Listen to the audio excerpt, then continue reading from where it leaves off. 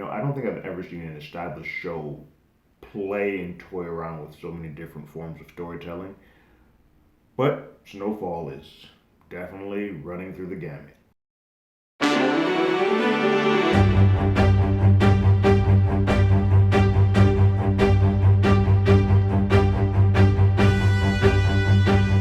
Hello, everyone. Terrence here with Hollywood Already Did It. If you haven't already, go ahead, like, share, subscribe to the channel. Leave a comment, ring that bell below. Anytime we have something, you will be among the first to know. So, like I said in the Bel Air episode, due to personal matters, I did not record about last week's episode. So, I'm going to talk a little bit about that to bridge it in with episode 8.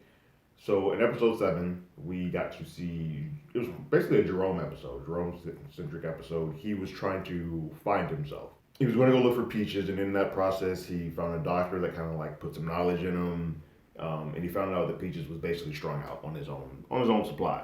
And in that, maybe not have made it the most sane decision in giving that information to Kane. May not be alive, maybe in a bad way, but he started to feel a little bit, and he started to realize that some of the anger that he had was from PTSD, and he just wanted to kind of get better in life and make better life decisions.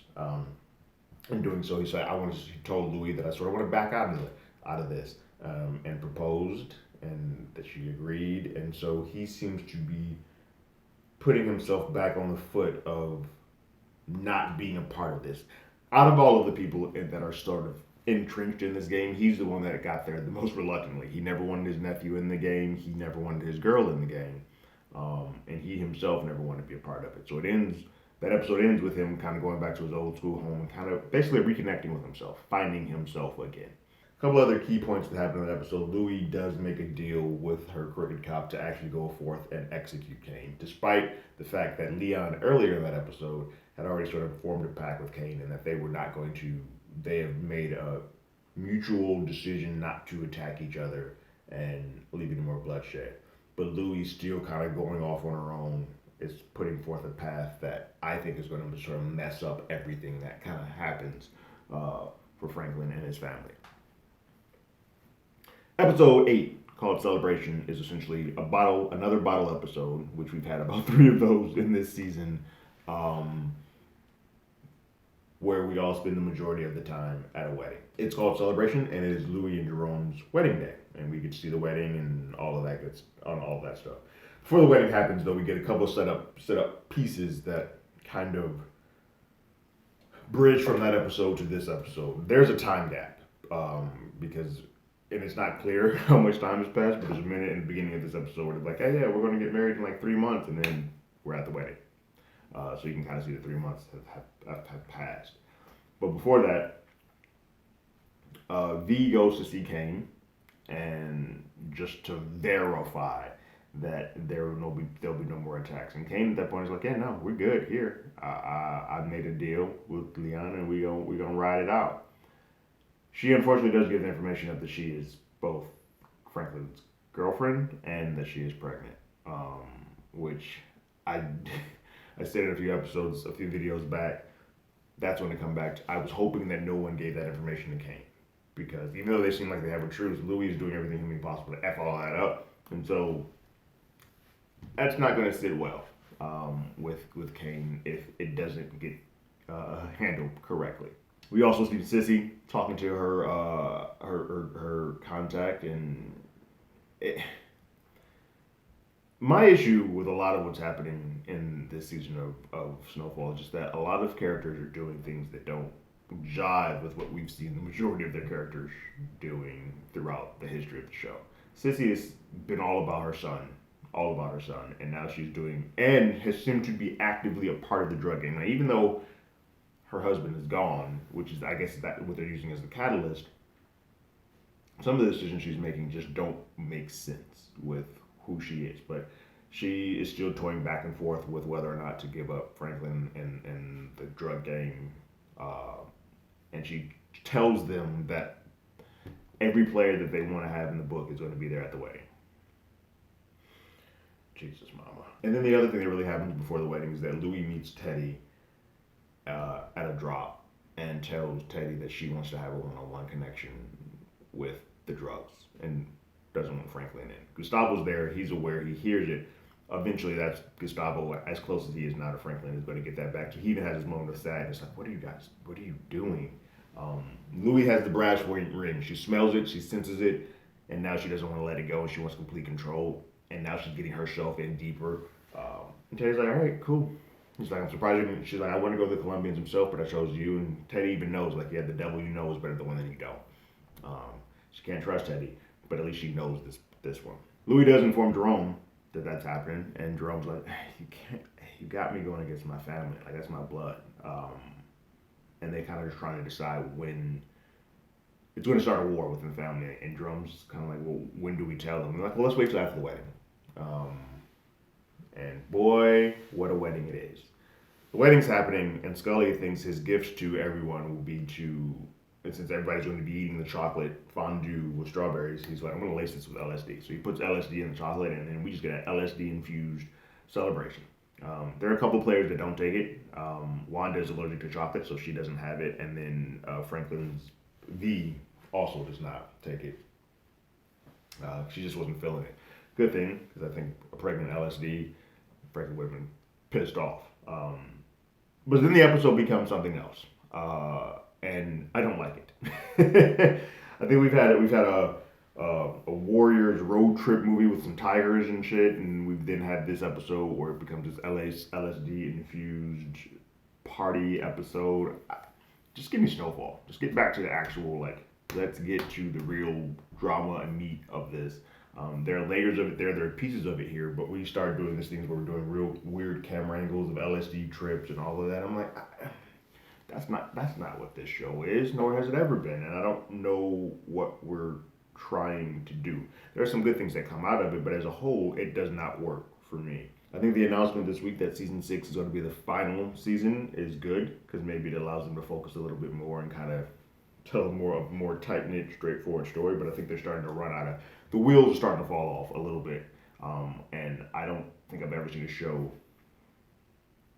not understand the foundation of what it is so much as Snowfall has this season.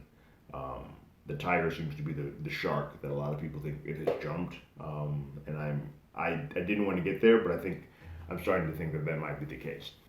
But in this LSD trip, the biggest thing is that for the first time, Franklin gets high.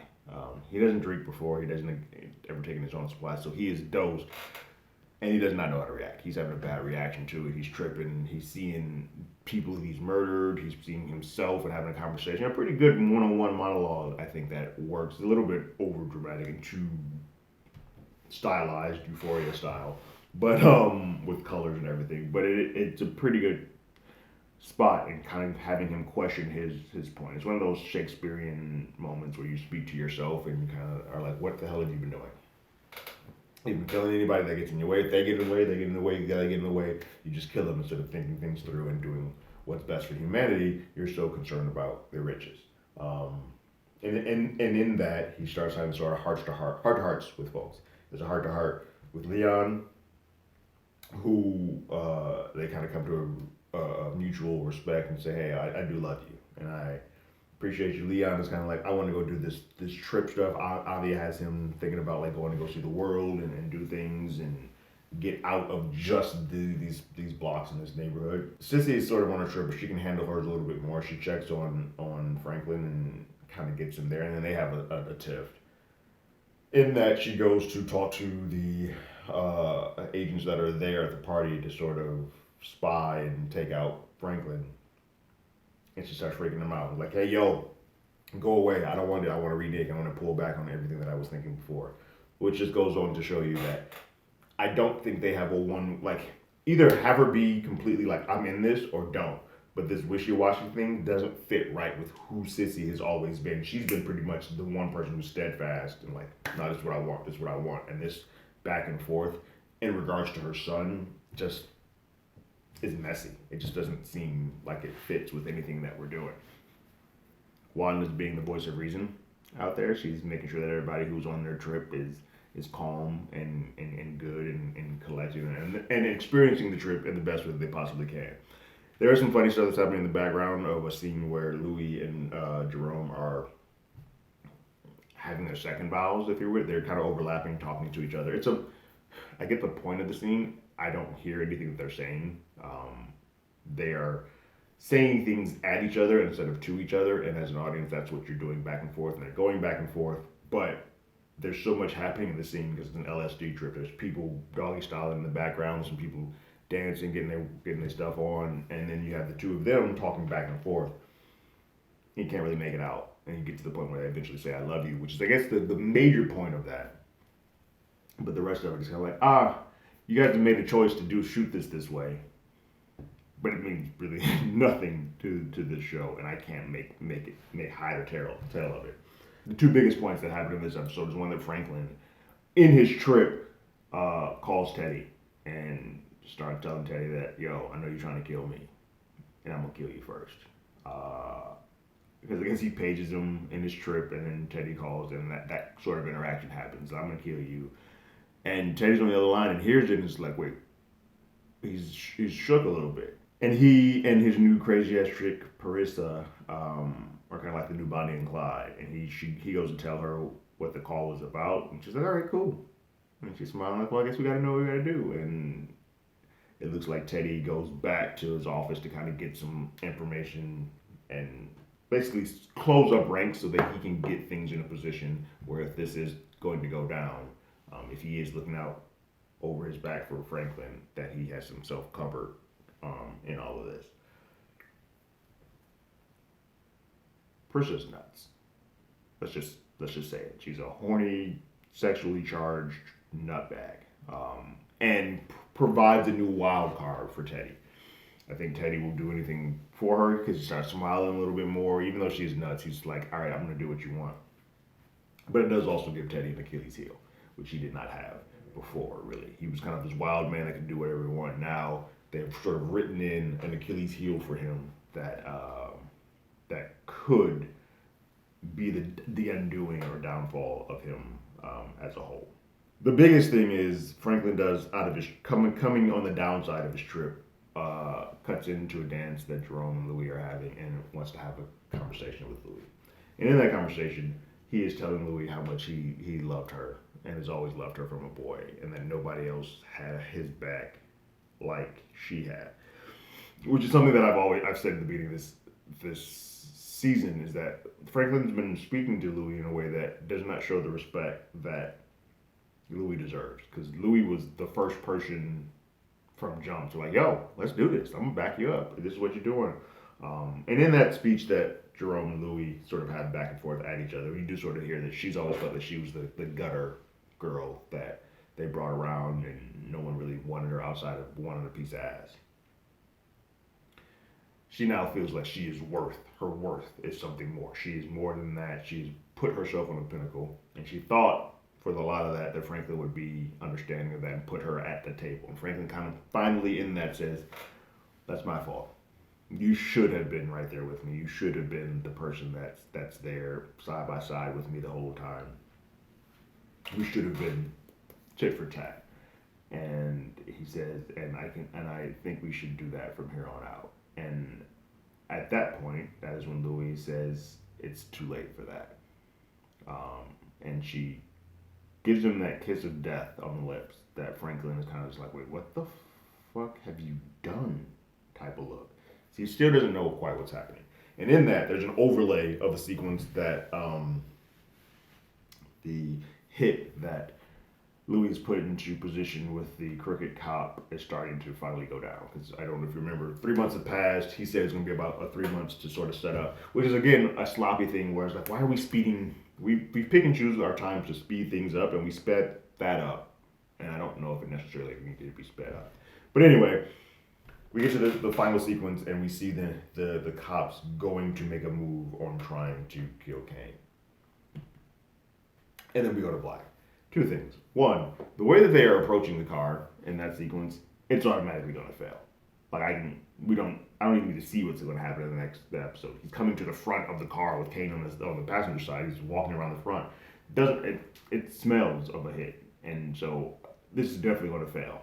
And I think that's sort of the point of it. It is going to be interesting to see who Kane blames for this. Obviously, it's going to be Franklin. He's going to tie that hit in to Louie because they know that they're connected, and he's sort of in the back pocket of that. I think the biggest thing is, does Kane get the drop on him and kill the crooked cop, or does he torture him and get information out of him? If he gets tortures and gets some information out of him, he's going to get Louis' name easily. That guy's not going to hold on to that name because he has really no allegiance to them. He's going to flip and give up Louis' name quickly and die. And then it's going to be a full-scale war because the word that Leon had put into place is no longer good. And now that Kane has information about Franklin's girlfriend and daughter, or kid, knows Franklin, knows Leon, knows Sissy. The word has been broken, and that's sort of been the biggest thing for them. And so he's going to come after them. Franklin's probably going to come after Louie because he knows she's responsible for this, and it's going to be this internal war amongst the three of them. Meanwhile, you still have the police and whoever, what Sissy's folks with the agency coming in after them. It's going to be a lot of people, and Teddy still in the mix of coming. It's getting to be a lot at once. When I think a lot of this could have been handled differently. I like Louie a lot. She's one of my favorite characters in here, but I think the characterization that she's had this season has been a bit of a mess. Same with Sissy. The two of them have been doing things that have been so out of pocket and out of character for who they are, and who they've been for the last 4 seasons, that it seems like it's being done just to keep the story going as opposed to actually naturally growing out of whatever it is that Snowfall has become. Am I still invested? Yes. I like enough of these characters that I'm going to see this through to the bitter end, but this is now, I would say basically after the Tiger episode, this has now become more of a chore to watch. Like, I'm watching it because I've invested so much time and not because I'm actually excited to see what happens next. This has been a messy season. I know that hit's going to fail and Kane's going to come after them, so it's going to be interesting to see how he exacts revenge. And I think the writing is on the wall for Jerome. I think when you have a character who wants out, the best way to mess up, and makes it known that he wants out, the best way to mess up the muck of the family and sort of give Louie her comeuppance. Because everything was set in stone. Everything was set. She was good to go. The pact had been set. And that's the point of the scene that they had at the very beginning with V, is just to show that Kane is holding up his end of the bargain. He was really just like, nope. As long as not, we good here. I'm not gonna mess up your family. Y'all good. That was the point of that, to show that what Louie is doing was wrong. It was the wrong move, and in that wrong move, there's gonna be a blowback of like biblical proportions that happens. And I think that the outfall of that, I think the outcome of that is going to be that Jerome is killed, and it's just going to reverberate through the show because he's the one who did not want to be in it. He's the one who wanted to be out, and she just married. So that's what the writing is on that. And I also still think that when this season's over with, we will also be without Teddy, which means Louie's going to be a basket case, a wild case, and I think that the protections that Teddy was giving Franklin is going to be gone too, and now he's going to be a man on his own with the world caving in on him. But those are my thoughts with episode 8, Celebration. I said 3 episodes. There's only 2 episodes left because there are only 10. I think this next episode is going to be a bloodbath. And I think we're going to have the reverberations of whatever that is in that last episode. What did you guys think about episode 8? And what do you guys think about the season? Like, I don't think I'm alone in this, thinking that this season is sort of kind of jumped the tiger. We'll use that phrase. What do you guys think about the season so far? But leave your thoughts and comments in the comments below. If you haven't already, you can follow us on Twitter at HollywoodADI. You can hit us up on email at HollywoodAlreadyDidIt@gmail.com. We also have a podcast with the same name that is on Google Podcasts, Spotify, Apple Podcasts, anywhere that plays podcasts. We're there. And like always, I got my ticket. You got yours.